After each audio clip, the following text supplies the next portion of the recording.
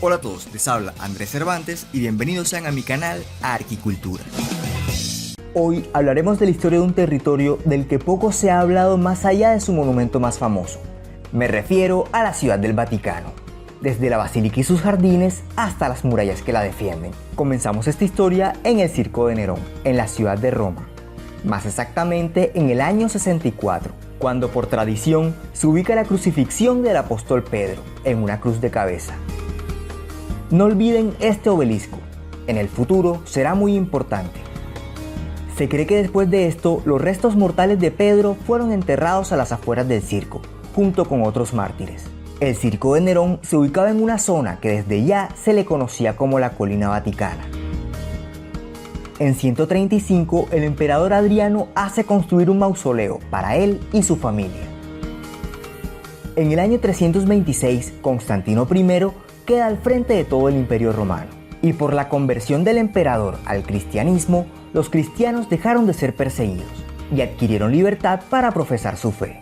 Además, hace construir un templo encima de donde se cree que está la tumba de San Pedro, para lo cual se demuele el Circo de Nerón, pero conservando el obelisco como testigo mudo del martirio de Pedro. Al igual que los primeros templos cristianos, este toma prestada la estructura de las basílicas romanas, que eran edificios destinados para el tribunal. Esta basílica tendría 5 naves. Las naves son los espacios entre columnatas, mientras que las naves laterales fueron separadas con arcadas. A la nave central, que es la más alta, se le pusieron arquitraves. Y sobre estos elementos se levantó el muro que soportaría la cubierta. A un lado se hizo un transepto, que es una nave perpendicular a las demás. El presbiterio se ubicó justo sobre la tumba de San Pedro, terminando con un ábside de forma semicircular. En el 333, aunque no estaba terminada, ya era una edificación plenamente funcional.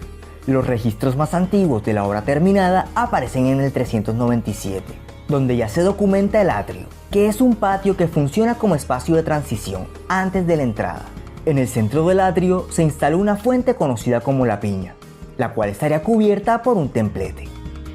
Por último, delante del atrio, aparece la primera aproximación de lo que en el futuro se conocería como Plaza de San Pedro. Desde la época romana ya existía una población en la zona, pero desde la construcción de la basílica se incrementaron las peregrinaciones al lugar, y esta población se empezó a consolidar en lo que se conocería como Distrito Borgo. A comienzos del siglo V se construyó cerca de la basílica un mausoleo de forma circular para el emperador Honorio y su familia. Además se conectó el mausoleo de Adriano a las murallas aurelianas, por lo que su función de sepulcro pasó a segundo plano y se empezó a tratar como una fortaleza, que más adelante se le llamaría Castillo de San Angelo. Muchos reyes fueron coronados en esta basílica, entre ellos Carlomagno, en el año 800. En 846, los sarracenos atacan Roma, pero no consiguen entrar a la ciudad. Sin embargo, las edificaciones que estaban fuera de la muralla sí lograron ser atacadas, entre ellas la Basílica de San Pedro. Para contrarrestar esto, el Papa León IV hizo construir una muralla, conocidas como las murallas leóninas, cerrando el entorno de la basílica hasta el castillo de San Angelo. Desde el papado de Eugenio III aparece lo que podría considerarse una primera etapa del Palacio Apostólico. En 1277, el Papa Nicolás III hace construir el Paceto, un paso dentro de la muralla que comunica la Basílica de San Pedro con el Castillo de San Angelo.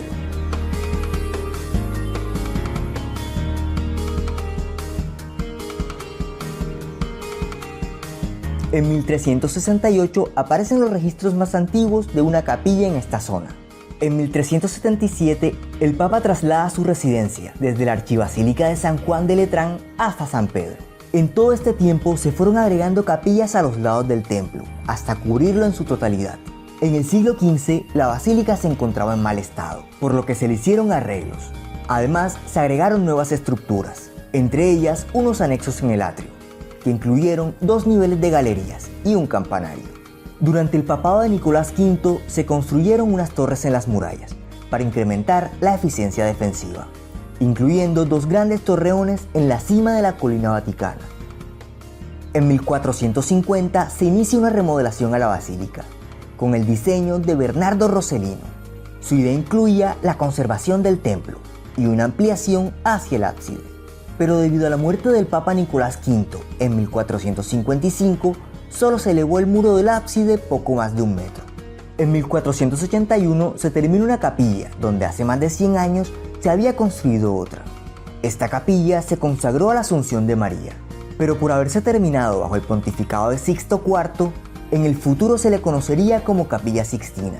Más adelante los muros y las bóvedas de esta capilla serían llenados con pinturas, consolidándola como uno de los lugares más emblemáticos de la Ciudad del Vaticano, después de la Basílica de San Pedro.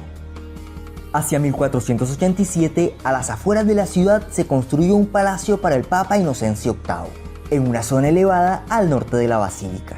El lugar llevaría el nombre de Casino del Belvedere, que es una especie de mirador.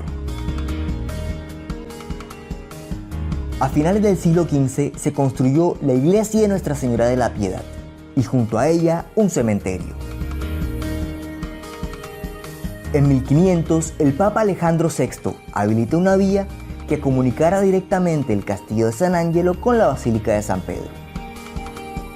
En 1505 estaba en el pontificado Julio II y decide hacer un cambio completo a la idea de remodelación del templo, por lo que solicita el planteamiento de una nueva propuesta. Para esto, Donato Bramante hace un diseño completamente nuevo, rechazando la basílica existente e inspirándose en la morfología de las 5 cúpulas de la Catedral de San Marcos en Venecia, y además en la imponente cúpula del Panteón de Roma.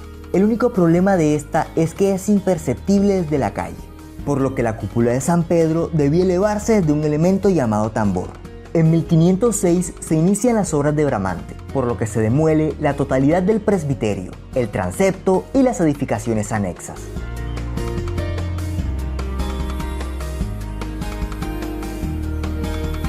Además se inicia la construcción de unos edificios que comunicaran al Palacio Apostólico con el Casino del Belvedere.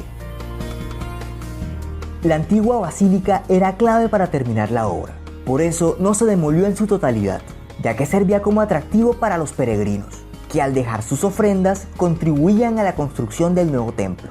Pero sumado a esto, se inició una de las prácticas más cuestionables de la Iglesia Católica, la venta de indulgencias, donde los fieles pagaban a la iglesia una módica suma, a cambio de un documento que certificaba que estaban libres de pecado. Este es el panorama que se encuentra Martín Lutero en 1510 cuando entra a Roma, llegando a compararla con Babilonia, pues Roma incluso tenía su propia Torre de Babel inconclusa, producto de la ambición del hombre, la Basílica de San Pedro. Las obras no avanzaron mucho luego de esto, por 3 razones. La muerte del Papa Julio II en 1513, la muerte de Bramante en 1514 y por supuesto el debilitamiento de la Iglesia Católica luego de la Reforma Protestante, lo que ocurriría más adelante. En 1514 además el cardenal Lorenzo Pucci mandó a construir un palacio para él, aunque este no lo logró utilizar debido a su muerte. Este palacio fue terminado mucho tiempo después. Este mismo año, tras la muerte de Bramante, asume la dirección de la obra Rafael Sanzio, haciendo un planteamiento que incluyera la antigua basílica, aunque no consigue hacer mucho por su muerte en 1520. Luego de esto, sus sucesores empezaron a alterar el proyecto, pero sin llegar a nada, hasta que en 1527 Roma es atacada por el ejército del emperador Carlos V, del Sacro Imperio Romano Germánico, incluyendo en sus filas soldados alemanes, en su mayoría protestantes. Estos, al encontrarse con la basílica, arremetieron contra ella. El lugar quedó abandonado, y las representaciones de la época lo muestran como una ruina, donde las plantas crecían en las paredes. El Papa Pablo III hace una nueva modificación a las murallas, para integrar el Casino del Belvedere. Para este nuevo anillo de muralla se tuvieron en cuenta las nuevas dinámicas de guerra, pues ahora se utilizan cañones. Por ello, las murallas son más bajas y más anchas, permitiendo resistir mejor los impactos. Además, se cerró el primer anillo de muralla hasta el río Tíber. En 1539, tras 12 años con las obras de la basílica suspendidas, el arquitecto Antonio da Sangallo es puesto al frente de las obras, haciendo el planteamiento más grande y ambicioso de todos, con el fin de demostrar que la iglesia se mantenía fuerte delante de sus opositores. De este diseño no solo se hicieron planos, sino una enorme maqueta que tardó 7 años en ser construida y costó lo mismo que cualquier iglesia promedio de la época. San Galo consiguió levantar las bóvedas en torno a los 4 grandes arcos que soportarían la cúpula, y además alcanzó a construir el ábside sur. En todo este tiempo, varios arquitectos al frente de las obras hicieron sus propios planteamientos, según su preferencia o las del Papa de turno. Hasta que en 1546, tras la muerte de Antonio da San Galo, Miguel Ángel asume la dirección de las obras, ejecutando un plan para ahorrar material, tiempo y dinero. El nuevo planteamiento es más acercado a la idea original de Bramante, pero más pequeño. Por ello, debió demolerse el ábside sur, y para asegurarse que su diseño no sería alterado, inicia la obra desde todos los puntos. Hacia 1550 fue terminado el patio del Belvedere. Esta construcción albergaría colecciones de arte, y además integra la residencia del Papa con el casino del Belvedere. Por la inclinación del terreno, el patio central estaría en 3 niveles. En 1558 estaba por terminarse un lugar donde residiría el Papa Pablo IV, aunque este falleció, y el lugar fue inaugurado por el Papa Pío IV, por lo que se conocería como Villa Pía. Este papa además terminó la tarea que inició el Papa Pablo III, cerrando completamente el segundo anillo amurallado, implementando un sistema a base de murallas y baluartes, también llamados bastiones. Estas estructuras pentagonales ofrecen mayor campo visual y minimizan los puntos ciegos. Además, los baluartes reducen la zona de la muralla, donde se pueden hacer impactos perpendiculares. Además de esto, añadió un nuevo tramo de muralla, hasta el castillo de San Angelo, para proteger las poblaciones extramuros. Entre las obras que avanzó Miguel Ángel está la terminación de los muros exteriores, excepto la fachada frontal, debido a la presencia de los restos de la antigua basílica. Y en 1553 inició la construcción del tambor, el elemento que elevaría la cúpula a varios metros para hacerla visible desde la calle. Lamentablemente, en 1564 muere Miguel Ángel y quedaron faltando las cúpulas, tarea que emprendería en el futuro alguien más. En 1565 se construyó la iglesia de Santa Ana. Hacia 1566, el Papa adquiere el antiguo palacio del cardenal Lorenzo Pucci e instala en este el Palacio del Santo Oficio, como sede de la Inquisición. En 1573 asume la dirección de las obras el arquitecto Giacomo della Porta y enfoca sus esfuerzos en terminar la cúpula. Antes de seguir, veamos cómo era el concepto de cúpula de Miguel Ángel. Esta constaría de 2 cúpulas independientes, unidas por espolones en la base. Esta cúpula es bastante ligera, lo que podría significar debilidad. Giacomo della Porta no podía cometer errores mientras construía la más polémica obra de su tiempo, porque habría significado un escándalo mayor. Así que replanteó la idea de la cúpula de la siguiente forma. La cúpula interior fue reforzada en la base y se cubrió con espolones hasta arriba.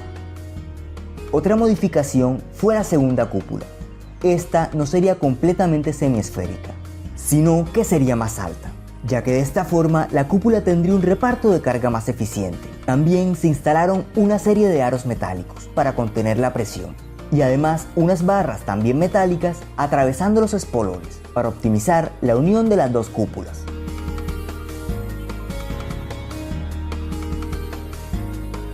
Por último, la cúpula está coronada con una linterna, llegando hasta los 137 metros, la altura máxima de la Basílica de San Pedro.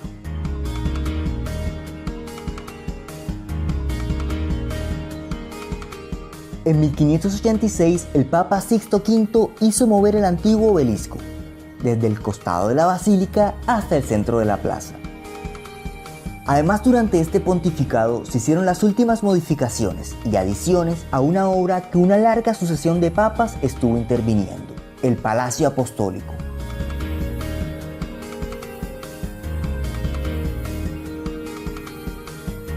En 1590 se hizo una biblioteca transversal en el patio del Belvedere, cortando la continuidad de este patio.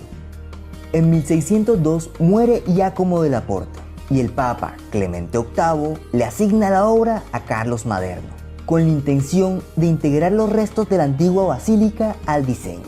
pero en 1605 se nombra a Pablo V como pontífice, y este, buscando un equilibrio, decide no conservar las naves de la basílica antigua, aunque retomando esta idea, hace extender una nueva nave central sobre los restos de la antigua basílica.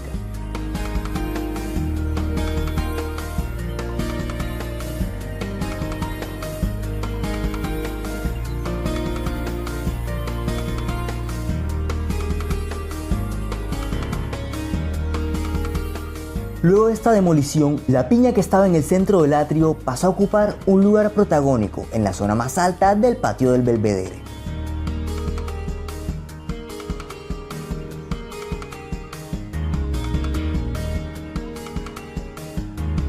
Maderno además construyó la fachada, pero como esta no podía opacar la cúpula, su imponencia no sería por la altura, sino por el ancho. Para dar mayor jerarquía a los accesos, se agregaron unas columnas de orden corintio, y sobre estas un frontón. La fachada en total tiene 12 columnas, y este número no es casualidad. Resulta que sobre cada columna hay una escultura de cada uno de los 12 apóstoles, y en medio una de Jesucristo. Además, un texto conmemorativo en latín, en honor al Papa Pablo V, que en cuyo pontificado se concluyó la mayor parte de la fachada principal. Todo este asunto de la fachada horizontal para darle protagonismo a la cúpula fue en vano, porque gracias a la prolongación de la nave central, la cúpula es casi invisible desde la plaza. El Papa Pablo V además pidió la construcción de 2 campanarios, pero en 1622 la construcción se interrumpió y se terminó retirando lo poco que se hizo. En 1636 se agrega uno de los elementos más característicos al interior de la basílica. Estoy hablando del baldaquino, que está sobre el altar mayor y por consiguiente justo sobre la tumba del apóstol. El baldaquino de San Pedro está soportado por 4 columnas salomónicas. Se dice que pertenecían al templo de Salomón y Constantino las hizo instalar en la antigua basílica. Sobre estas columnas reposa el dosel que marca el altar, resaltándolo dentro del panorama interior de la basílica.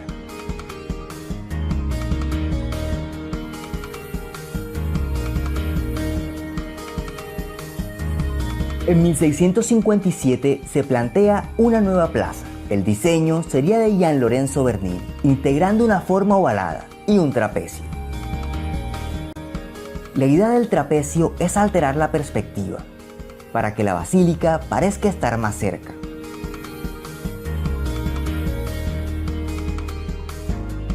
Y del lado ovalado se construyeron 2 columnatas que abrazan la plaza por ambos lados.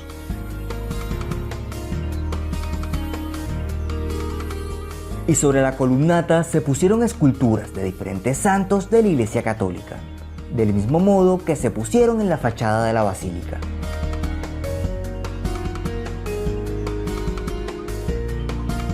En el siglo XVIII se hicieron unas modificaciones a la iglesia de Santa Ana, ahora con una fachada más elaborada y una curiosa cúpula de forma ovalada. En esta zona de por acá existió previamente un templo romano y luego una capilla dedicada a San Esteban, que terminó en ruinas. Pero en 1706 el Papa Clemente XI mandó a reconstruir este templo. En 1784 se construye la sacristía, en el costado sur de la basílica, utilizando un diseño que se había propuesto hace 70 años, pero por su elevado costo no se pudo construir en su momento.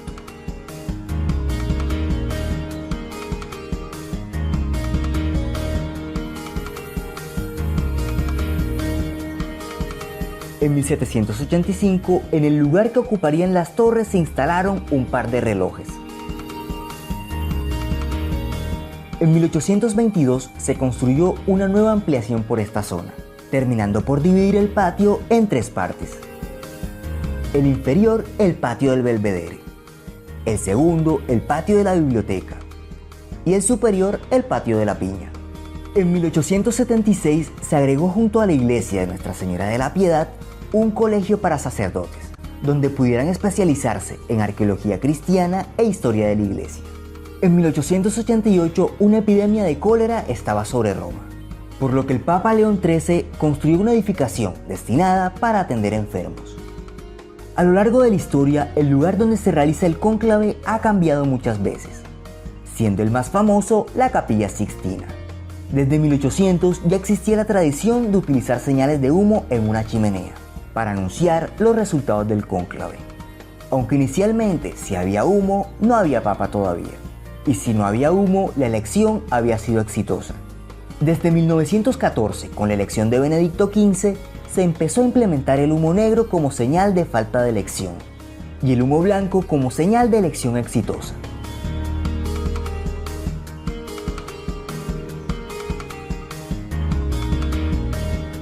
Acto seguido, el nuevo Papa se presenta ante el mundo desde el balcón de las bendiciones, en el centro de la fachada de la basílica, e imparte la bendición a la feligresía reunida en la plaza de San Pedro.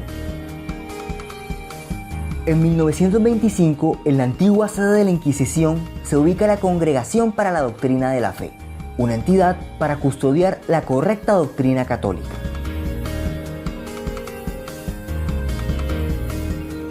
En 1929, el Papa Pío IX firma el Pacto de Letrán, que consistía en la independencia de la Santa Sede del Reino de Italia.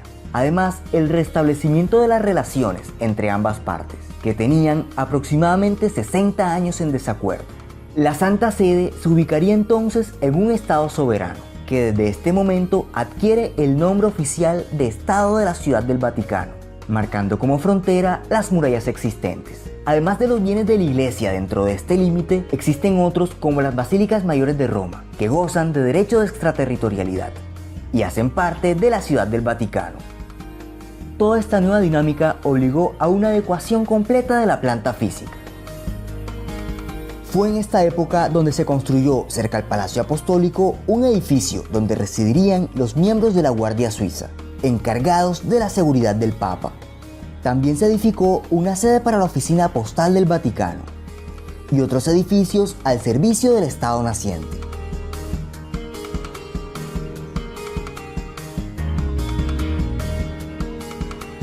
En el otro extremo de la Ciudad del Vaticano, en la Plaza de Santa Marta, se construyó el Palacio del Tribunal, como sede de la Gendarmería, una entidad militar encargada de mantener el orden público en la Ciudad del Vaticano. Otro edificio fue el Palacio de San Carlos, sede de la Autoridad de Información y Supervisión Financiera. Y también un edificio para el funcionamiento del Colegio Etíope. En 1931 se construye el Palacio de la Gobernación, para albergar la Comisión Pontificia para el Estado de la Ciudad del Vaticano, la entidad que ejerce el poder legislativo en la Ciudad del Vaticano. Esta entidad está encabezada por el presidente de la Gobernación del Estado de la Ciudad del Vaticano, que por cierto no es el Papa. Este mismo año, con la fundación de la Radio del Vaticano, el Papa mandó a construir una sede de transmisión para la radio, pero además una sede administrativa, integrando parte de la antigua muralla y una torre con el nuevo edificio.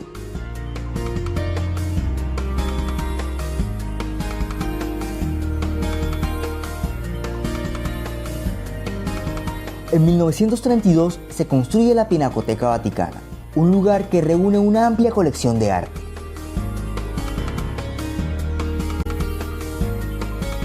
En 1933, el Vaticano es integrado a la red ferroviaria de Roma. Además, se le construye su respectiva estación.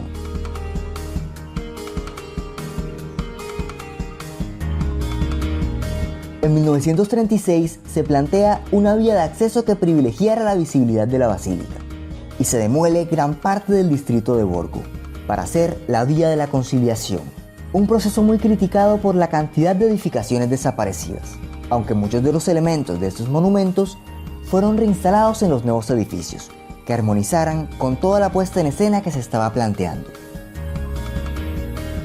En 1963, el Papa Juan XXIII mueve varios museos desde San Juan de Letrán hasta la Ciudad del Vaticano, ampliando aún más los museos vaticanos. En 1971, el Papa Pablo VI inaugura una sala de audiencias papales, como opción alterna a la Plaza de San Pedro. En el futuro, esta sala sería conocida como Aula Pablo VI, famosa por una gran escultura que representa la resurrección. Otra de las obras de este periodo fue el helipuerto, ubicado sobre el baluarte más occidental de la ciudad. En 1984, la Ciudad del Vaticano fue declarada Patrimonio de la Humanidad por la UNESCO, lo que la convierte en el único país cuyo territorio en su totalidad está declarado Patrimonio de la Humanidad. En 1994 se construyó el monasterio Mater Ecclesiae para residencia permanente de alguna orden de religiosas, y cada 5 años este monasterio pasa a ser residencia de una orden diferente.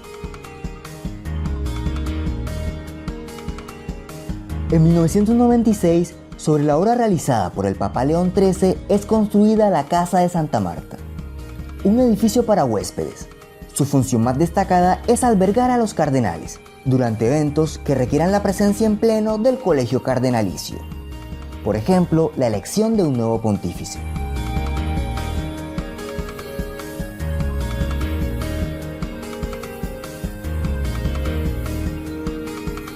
Y bueno, esto ha sido todo por hoy. Si te gustó, no te olvides de darle like y compartir con tus amigos. Y para que no te pierdas de próximos contenidos, suscríbete a nuestro canal de YouTube y síguenos en las redes sociales de Facebook e Instagram. Les habla Andrés Cervantes. Hasta la próxima.